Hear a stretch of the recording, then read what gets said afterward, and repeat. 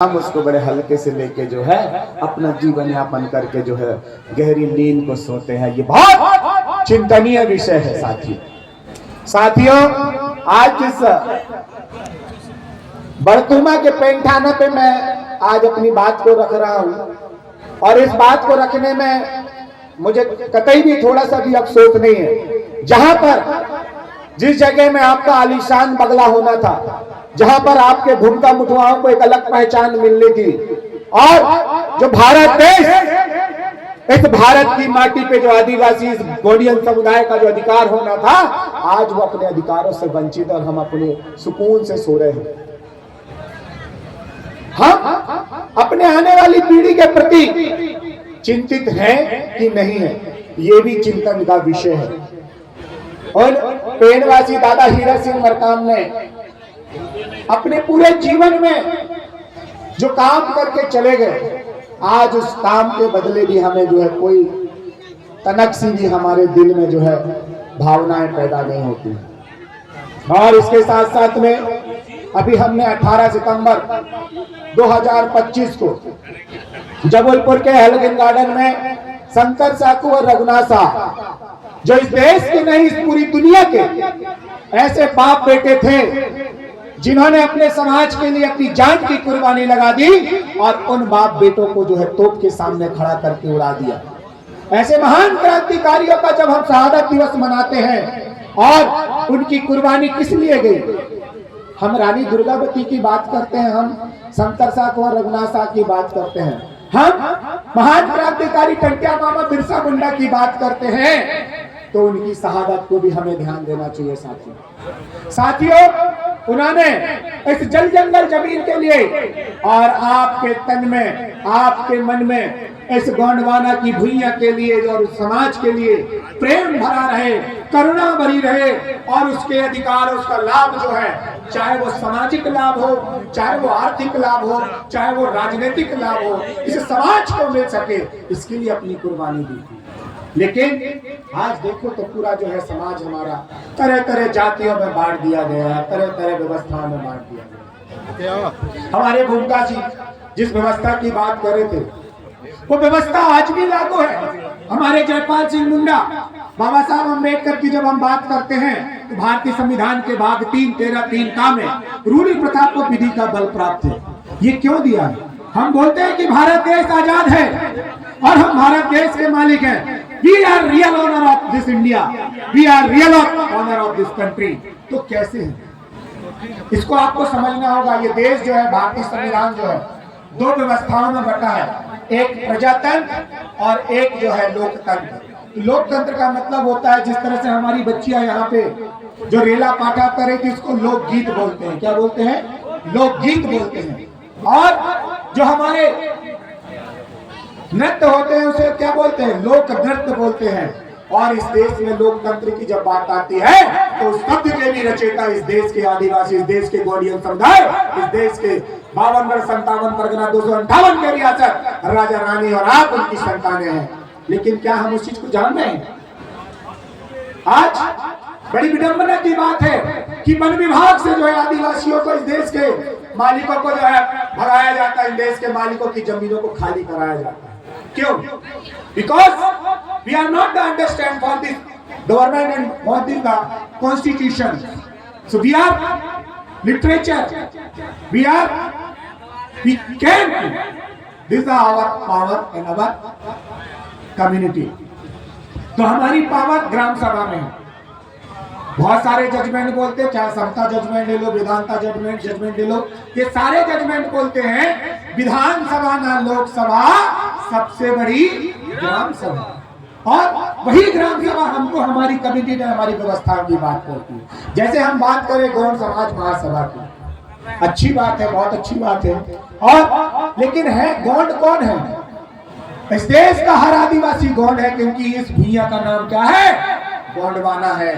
दादा हीरा सिंह मरकाम बोलते थे, जिस समाज की मिट्टी में मैंने पैदा लिया, जिस समाज की गोद में मैं खेला बड़ा और जिस समाज की रोटी और बेटी मैंने लिया और जिस समाज के कंधे में मैं चढ़कर जो है अंतिम यात्रा करूंगा, उस समाज के प्रति मेरा कुछ कर्ज है। तो आप खुद बयां करो क्या आपने उस समाज में अपना कर्ज अदा किए? आज आपके पाना ठाने सूने पड़े, इतना बड़ा समाज और यहाँ देखो तो गोठुल व्यवस्था नहीं है। इतना बड़ा समाज, यहाँ पे देखो तो दूसरे लोग जो है अपनी संस्कृति, अपनी संस्कार, अपनी व्यवस्था पे जो है कब्जा कर रहे हैं। क्यों?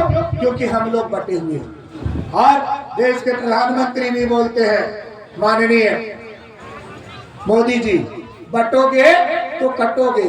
कभी कभी सही बोलते हैं। ये समाज जो मालिक समाज था, जिस समाज के पास में इस देश की 100% जमीन थी, आज उस समाज के पास में मैक्स 3% जमीन बची है। मैं पूछना चाहता हूं आप सबसे, वो जमीन पाताल निकल गया कि आकाश निकल गई? क्या बरसात में डुबो दी गई? वो जमीन गई तो गई कहां गई? बिरसा मुंडा ने 1908 में जो कानून बनाया था कि आदिवासी की जमीन को ना तो सरकार ले सकती है, ना गैर आदिवासी ले सकता है। तो आप ही बताइए कि आपकी जमीन गई कहां, कहां चली गई? आज मैं सागर में बैठा था, हमारे कुछ वरिष्ठ कर्मचारी अधिकारी थे, वो बता रहे थे, साहब हमारे समाज की जमीनों को जो है गैर आदिवासी के लोग खरीद लिए हैं, हमारे समाज की जमीन को यहाँ के पूंजीपतियों ने खरीद लिया है, हमारे समाज की जमीन को यहाँ के नेता नगरी ने खरीद लिया है। मैं पूछता हूँ, भारतीय संविधान में और हमारी कम्युनिटी व्यवस्था में, नॉन जुडिशरी व्यवस्था में है कि आदिवासी की जमीन यदि बेचने की जरूरत पड़ेगी तो सबसे पहले ग्राम सभा में बैठक होगी। पहले उस परिवार के सदस्य को पूछा जाएगा कि तुमको जमीन चाहिए कि नहीं चाहिए। फिर इसके बाद यदि उसको जमीन नहीं चाहिए तो गांव की ग्राम सभा में पूछा जाएगा कि गांव के लोग इस जमीन को रखना चाहते हैं कि नहीं रखना चाहते। जब गांव के लोग भी उस जमीन को नहीं रखना चाहते, फिर दूसरे गांव में उस जमीन को बेचने का प्रावधान बनता है। और तमाम जो OIGS all India government servant, because 24 our service for the honour, यहाँ के मालिकों के लिए 24 घंटे जो है उनको सेवा देनी पड़ती है। और वही कलेक्टर जो है आदिवासी की जमीन को गैर आदिवासी को ट्रांसफर कर देता है। किस नियम से, किस कानून से पास करता है, यदि हम पूछने लगे तो उनको सबको अकल ठिकाने आ जाएगी। लेकिन क्या करो, जिस देश में अंधेर नगरी चौपट राजा टके शेर भाजी टके शेर खाजा बोलते हैं, जिस देश के मालिक ही सोए हुए हैं, तो उस देश के विरासतों को कौन बचाएगा? जिस देश के मालिक मालकिन गहरी नींद में और फ्री के राशन और फ्री के भाषण में जो है अपना गुजारा करते हैं, तो वो अपने जल जंगल जमीन को कैसे बचाएगा? इस बात को भी समझना होगा। बगैर नेतृत्व के आगे नहीं बढ़ा जाता। उसी तरह से जो है, जब हम बात करेंगे सत्ता शासन की बात करेंगे, तो इस देश के मालिक मालिकिनों के जो नेतृत्व करता थे, जो उनके सरदार थे, उनके सरदारों को तोप के सामने उड़ा दिया गया। जो आदिवासी समाज के महान महानायक थे, महान क्रांतिकारी थे, जिनको आज शहीद बोला जाता है, जिन्होंने इस समाज के लिए अपनी गर्दन कटा दी, आज इस समाज के लोग अपने परिवार के लिए, अपनी जमीन के लिए, अपने समाज के लिए जो है बाल तक नहीं कटवा सकते। क्या बात करेंगे हम? किस तरीके से अपने अधिकारों को लेंगे? किस तरीके से हम अपने जल जंगल जमीन को बचाएंगे, अपने बाना ठाना को बचाएंगे? बता सकते हैं? आज दुर्गा जी की बात चल रही है। आज आप देखिएगा हमारे गांव में, खेड़ों में, हमारे नार में जो है, हमारी खेरोदाई के बगल में दुर्गा जी रख दी गई है। ये व्यवस्था कब से आई? आप इंटरनेट में छानेंगे तो आपको पता चल जाएगा कि दुर्गा जी रखने की व्यवस्था जो है वर्तमान समय की है। लेकिन जिस गांव में हमारी खेरोदाई है, उसकी कोई पीढ़ी दर पीढ़ी बता नहीं सकता कि ये कब से स्थापित है। वो है हमारी रूढ़ी प्रथा, वो है हमारी असली पहचान, वो है गौंडियन की व्यवस्था। क्या हमने उसको बचा पाए? आज तक हमने पटवारी से ये नहीं पूछा कि हम मरेंगे तो हमारी मरघटाई के लिए जमीन कितनी है, नहीं पता। हमारी व्यवस्था, हमारे खेरोदाई की जमीन कितनी है, नहीं पता। हमारे ठाकुर देव की जमीन कितनी है, नहीं पता। हमारे गांव की, हमारे नार की मेड़ो कहाँ का है, वो भी नहीं पता। आज कंप्यूटर युग में मैं देख रहा था, अभी मैं इंटरनेट में खोल रहा था और पेपर में मैंने देखा, जो अभी वर्तमान का आधुनिक युग जिसको बोला जाता है, वही आधुनिक युग जो है अब भाई भाई को लड़ा रहा है, गाँव में एक दूसरे को लड़ा रहा है। क्यों? क्योंकि उस आधुनिक युग सैटेलाइट में आपकी जमीन का जो सीमांकन है वो कम कर दिया गया। आपकी जमीन की मेड़ो जो है दूसरे भाई की मेड़ पे जा रही है। यदि आप बेचने जाएंगे या उसको अपने कब्जे में करने जाएंगे तो वहीं पे विवाद उत्पन्न हो जाएगा। तो इसीलिए साथियों, बात बहुत सारी करनी है, लेकिन ऐसे घूमते फिरते रहेंगे तो मेरे मन में विचार बहुत कम आते हैं। मैं एक ही बात को बोलना चाहूंगा, यदि आपको अपनी व्यवस्था, अपनी अवस्था और अपनी पीढ़ियों की पहचान को काबिज करना है तो आपको जागना होगा और जाकर जो है गोंड गोंडी गोंडवाना, तो गोंड को समझना होगा कि गोंड कौन है, मैं उसको समझाने का प्रयास करूंगा। क्यों? क्योंकि अभी हमारा जो गोंड भाई है वो विभिन्न व्यवस्थाओं में बसा है। वो बोलता है कि प्रधान गोंड नहीं है, जबकि 12 तरह के गोंड ग्वारी होते हैं, उसको समझना पड़ेगा, उस व्यवस्था को पुनः स्थापित करना पड़ेगा, जिसके लिए आपको काम करना होगा साथियों। सबसे पहले पड़ाल गोंड, जिसको परियाल गोंड बोलते हैं, पाटालीर बोलते हैं, ये प्रधान के नाम से भी जाना जाता है। ये गोंड है जो हमारी संस्कृति, हमारे संस्कार को रेला पाठा के माध्यम से हमको जगाता था, हमको समझाता था। दूसरा गोंड नेल की गोंड, जो खेती करता था उसको नेल की गोंड बोलते हैं। तीसरा गोंड कोईतुड़ गोंड, आज अलग से कोईतुड़ बोलते हैं। कोईतुड़ गोंड का मतलब होता है जो नार व्यवस्था का रक्षक होता था, जिसको आजकल छत्री बोलते हैं, वो कोईतुड़ बोलते थे, कोईतुड़ गोंड बोलते थे। जब हम बैल के पीछे में तुतारी करते कि नहीं, कुचकते हैं ना, उसी को तो कुचकने को कोईतुड़ बोलते हैं। कोई और तुर तुर तुर तुर तुर करके बैला नहीं लगाते थे, तो वो उसी तरह से हमारे गांव की रक्षा करता था, हमारे गांव की सीमा की रक्षा करता था, जिसकी व्यवस्था ठाकुर देव की व्यवस्था बोलते हैं। ठाकुर देव जो हमारे गांव में नार में होता है, वो गांव की रक्षा करने की होता है। ये हमारी नार व्यवस्था, नार मिजान। और इसके आगे मैं चलूं, नगारची गोंड, जो अभी बाजा बजा रहे थे हमारे गाना बजाना वाले, तो हमारे जो भी मंडरिंका हो, चाहे हमारा पुरसीना नेग हो, चाहे हमारा साइना मादी नेग हो, चाहे हमारे रेला पाठा हो, उन रेला पाठाओं में बाजा बजाने वाला, संगीत के माध्यम से और हमारे को बुलाने वाला, हमारी बैठक मांदी रखने वाले के लिए जो नगाड़ा बजाते थे, उस नगाड़ा बजाने वाले को नगारची गोंड बोलते थे। और अगरिया गोंड, जो आग में लोहे को पजाता था, लोहे की पांस बनाता था, लोहे का जो है बख्खर हल बनाने के लिए आपके औजारों की व्यवस्था करता था, उसको अगरिया गोंड बोलते हैं। अगरिया का मतलब होता है आग, आग में काम करने वाले को अगरिया गोंड बोला जाता था। और सोनझरिया गोंड, जो सोन नदी होती थी, जहां से सोन नदी बहती है, उस सोन नदी से सोना निकलता था, उस सोने को झाड़ने वाला जो है वो सोनझरिया गोंड कहलाता है, जिसको आज वर्तमान में सोनी बोलते हैं। और नियाल गोंड, नियाल नी का मतलब होता है तेल, और नियाल मतलब होता है तेल को निकालने वाला, उस व्यवस्था को जानने वाला, जिसको वर्तमान में तेली बोलते थे। ये हमारे गांव की व्यवस्था में शामिल होता था। आज वो व्यवस्था भी हमारे बीच से चली गई। कोयाल गोंड, गोपाल गोंड, जो गाय को पालन करने वाला था, जिसको अहीर अभी बोलते हैं, अभी यादव बन गया, तो उसका अपभ्रंश होते होते होते जो है ये मूल मालिक से भटकते भटकते जो है वो पिछड़ा बन गया, आज पिछड़ा जाति हो गया। उसको पता ही नहीं है कि हमारी संस्कृति संस्कार क्या है, अपने आप को हिंदू व्यवस्था में बोल रहा है। फिर इसके बाद बात करूं मैं कलाल गोंड, मतलब विभिन्न तरह के रसायनों को निकालने वाले को कलाल बोलते हैं, वो कलाल गोंड बोलते हैं, जिसको कलचूरी वंश उस समय में जो राज शासन करते थे, कलचूरी, कलार, कलड़ा, तो वो कलार गोंड कहलाता था। और इसके बाद बात करूं कि तोड़ियाल गोंड, जो घड़ा बनाता था मट्टी के, जिसको आज कुम्हार बोलते हैं। आज कुम्हार से क्या बन गया, चक्रवर्ती बन गया, और बहुत सारी चीजें उसको, तो वो कुम्हार भी जो है वो भी गोंड में आता था। फिर इसके बाद आता था कोष्टा गोंड, मतलब कपड़ा बनाने वाला, जिसको आज पनिका बोलते हैं, तो कोष्टा गोंड हो गया। 12वां है हमारा मराल गोंड, जिसको आज मरार बोलते हैं, जो जैसवाल बन गया, जो क्या बोलते हैं सब्जी उगाता है ना, उसको मराल गोंड बोलते हैं। ये 12 तरह की व्यवस्थाएं हैं। ये व्यवस्थाओं से पूरा गांव संचालित होता था, और ये हमारे परिवार के सदस्य थे। लेकिन ये दूसरी व्यवस्था में बदलते बदलते बदलते बदलते ये आज एससी में चला गया, ये आज ओबीसी में चला गया, और जो यहाँ का मालिक का जो 100% जनसंख्या थी, आज महज 8% जनसंख्या बची। तो इनको भी समझाने की जरूरत है। यदि ये अपने आप को हिंदू बोलते हैं, तो खेत में जाएंगे तो पाट बाबा, भीमान सिद्ध बाबा को जो है गोंगो हेत नहीं करेंगे। यदि ये हिंदू बोलते हैं, तो गांव की खेरोदाई में कदम नहीं रखेंगे। ये व्यवस्था हमको स्थापित करनी पड़ेगी। उसके लिए हमको 3 काम करने पड़ेंगे साथियों, तब जाके हम मजबूत होंगे। वो व्यवस्था क्या है? पहली, ग्राम सभा बनाना। क्या बनाना? ग्राम सभा बनाना। दूसरी व्यवस्था, उस गांव में थाना बनाना। और तीसरी व्यवस्था, उस गांव में गोठुल बनाना। और गोठुल बना के ये 12 तरह के गोंड ग्वारी को तैयार करना, तब जाके बोलेंगे क्या, मावा नाटे मावा राज।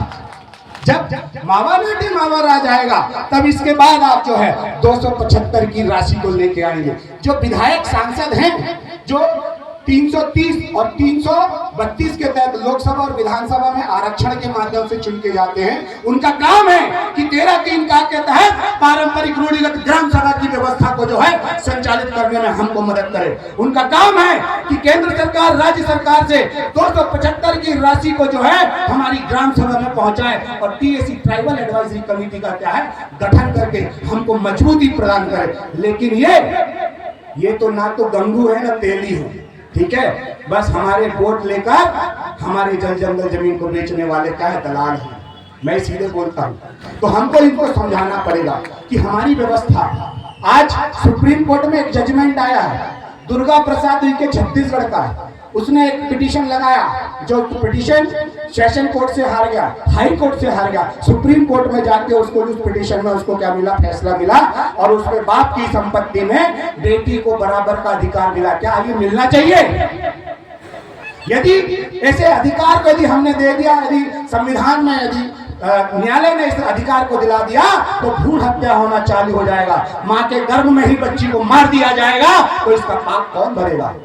ये समाज तो मात्रात्मक सत्ता का समाज है। हमने हर जगह हमारी दाई को, हमारी माँ को जो है प्रथम माना है और हम अपनी बच्चियों को, हमारी बहन को, हमारी बेटियों को जो है हमारे माता पिता ने हमेशा जो है बराबर का दर्जा दिया है। इसीलिए जब बच्ची की शादी करते हैं तो उसके पति की संपत्ति में बच्ची का अधिकार होता है और यदि हम हमारी जमीन को वो लेगी तो बाप अपने जमीन से, अपने दिल से, अपने दिमाग से उस बेटी को निकालेगा कि नहीं निकालेगा? तो ये हमारे 13-3 का के तहत जो रूढ़ी प्रथा को विधि का बल प्राप्त है, जो हमारे टुंडा मुंडा कुंडा, टुंड सोबनी मुंड सोबनी कुंड सोबनी जो न्याय व्यवस्था है, उस न्याय व्यवस्था के विपरीत जाके काम करता। तो ऐसी व्यवस्था के खिलाफ हमको डंडा और झंडा लेकर खड़े हो जाना चाहिए। आज पिटीशन लगाना है, लेकिन हमारे पास पिटीशन के लिए हमारे अच्छे अधिवक्ता नहीं है। तो दूसरा बात मैं बोलता हूं कि पिटीशन हमको लगाना, हमको हर एक केस जीतना है तो अपने गांव में ग्राम सभा बनाइए और ग्राम सभा बनाकर जिस तरह से अभी हमने यहाँ पे प्रस्ताव बनाया, गौड़ समाज महासभा का प्रस्ताव बना, उसी तरह से ग्राम सभा में प्रस्ताव बनाकर उसका प्रस्ताव का राज्यपाल और राष्ट्रपति को भेज दीजिए। कोई भी व्यवस्था ग्राम सभा के बगैर लागू नहीं होगी। वो पावर है ग्राम सभा में।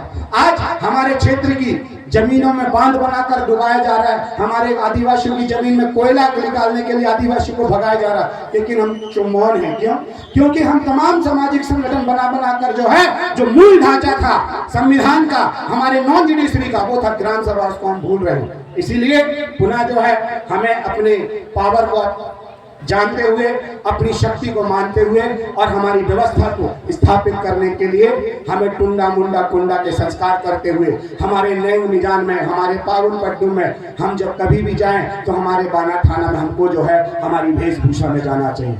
और अपनी बात को विराम देते हुए मैं एक बात और बोलना चाहूंगा, ये जो स्थान है, इस स्थान को आप सुनिश्चित कर लीजिए, इसकी बाउंड्री बना दीजिए और यहाँ पर जो है एक गोठुल व्यवस्था स्थापित करिए। हमारा बच्चा क्यों दूसरे के स्कूल में जाए? हमारा स्कूल क्यों नहीं होना चाहिए? जब हमारा स्कूल होगा तो हम अपनी व्यवस्था पढ़ाएंगे। आज क्या है, अंग्रेजी पढ़ा रहे हैं, अंग्रेजी पढ़ा के क्या, स्कूल का मतलब क्या होता है? ना स्कूल का ना स्कूल का। कॉन्वेंट बोलते हैं अनाथालय, क्या बोलते हैं? अनाथालय। आर्टिफिशियल फादर आर्टिफिशियल सिस्टर के पास हम भेज रहे हैं तो क्या सीखेगा वो? यही सीखेगा। जब गुरुकुल की बात करते हैं तो गुरु के कुल को पढ़ाया जाता है। जब राम रामायण की बात करते हैं तो गुरु के कुल को पढ़ाया जाता है, तो गुरुकुल में जाता है तो गुरु ने क्या अन्याय अत्याचार किया उसको पढ़ता है। लेकिन जब गोठुल में जाता है तो गो का मतलब होता है ज्ञान और ठुल का मतलब होता है स्थान। इस प्रकृति के ज्ञान को, इस नेचर के ज्ञान को, जीवन के जीने के ज्ञान को पढ़ता है। वो व्यवस्था हमको स्थापित करनी है और वो व्यवस्था दादा हीरा सिंह मरकाम ने, पेड़वासी दादा हीरा सिंह मरकाम ने गोठुल व्यवस्था स्थापित करते हुए हमारा जो है गोंडवाना कृषि आवासीय विद्यालय, गोंडवाना मॉडल स्कूल और गोठुल जो है कछारगढ़ में स्थापित किया है। हम सबको, तमाम सामाजिक संगठन, तमाम गोंडी ग्वारा जो है मिलकर जो है हमारी अर्थव्यवस्था को मजबूत करने के लिए, हमारी सामाजिक व्यवस्था को मजबूत करने के लिए हमें 3 चीजें बनाना चाहिए। पहला लैंड बैंक, दूसरा अनाज बैंक और तीसरा मुद्रा बैंक। कोई भी आदिवासी समुदाय बैंक में पैसा न रख के जो है अपनी ग्राम सभा के कार्यालय में पैसा रखे, वहीं से हर एक व्यवस्था को संचालित करे। आज दुनिया का सबसे बड़ा व्यापारी, सबसे बड़ा इंडस्ट्रियल आदिवासी है। क्यों? क्योंकि वो हर एक चीज को उगाता है। यदि उसको तेल बनाना है, तेल खाना है, तो भाई सरसों उगाता है तो सरसों का तेल निकाल के वो व्यापार करने लगे। कर सकता है कि नहीं कर सकता? यदि उसको आटा रोटी खाना है तो गेहूं खुद उगाता है, तो खुद पीस के बेचने लगे तो सबसे बड़ा व्यापारी है कि नहीं? दाल खुद उगाता है, उस दाल को प्रोसेस करके बेचने लगे तो सबसे बड़ा व्यापारी है कि नहीं? दुनिया के जितने भी व्यापार हैं उन सब व्यापार को ये मालिक परिवार एक गोंडवाना का भूभाग का जो आदिवासी गोंडियन समुदाय है हर एक व्यापार को खत्म कर सकता है, बशर्ते उसके मन में, उसके मस्तिष्क में मूंद सूलचर्री के माध्यम से आगे बढ़ने का विचार जिस दिन आ जाएगा वो इस देश का मालिक है, मालिक था और मालिक ही रहेगा। लेकिन उसको व्यापार करना पड़ेगा। दादा हीरा सिंह मरकाम बोलते थे, जो व्यापार करेगा वो राज करेगा, जिसका होगा राजा उसका बजेगा बाजा। तो आपको बजाना है बाजा तो आपको करना पड़ेगा, बनना पड़ेगा राजा। यदि आपको बनना है सच में यहाँ का मालिक तो आपको करना पड़ेगा व्यापार। इसीलिए जिसकी जितनी संख्या भारी उसकी उतनी हिस्सेदारी, तो हर जगह में अपनी हिस्सेदारी लीजिए, आर्थिक क्षेत्र में भी, सामाजिक क्षेत्र में भी और राजनीतिक क्षेत्र में भी।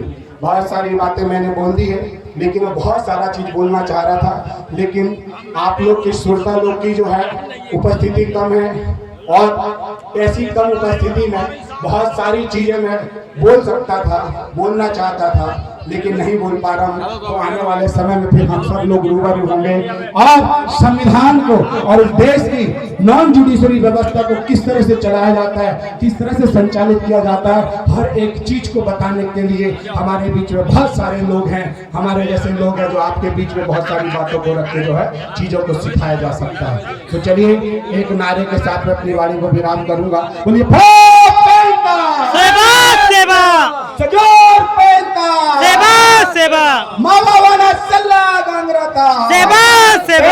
दादा हीरा सिंह मरकाम अमर रहे, अमर रहे, अमर रहे। दादा मोतीराम कंगाली अमर रहे, अमर रहे, अमर रहे। राजा रानी अमर रहे, अमर रहे। आदिवासी गोंडियन व्यवस्था अमर रहे, अमर रहे, अमर। गोंडियन व्यवस्था की रक्षा कौन करेगा? हम करेंगे, हम करेंगे। अपने जल जंगल जमीन की रक्षा कौन करेगा? हम करेंगे, हम करेंगे। अपनी बहन बेटियों की व्यवस्थाओं की रक्षा कौन करेगा? हम करेंगे, हम।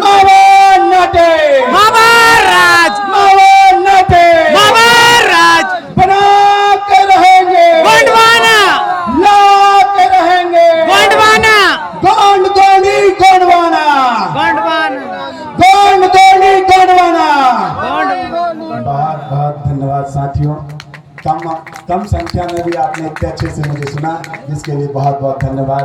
और हमारे प्रदेश अध्यक्ष विशन प्रकृति जी को भी बहुत बहुत धन्यवाद। साधुवाद से बजुआ।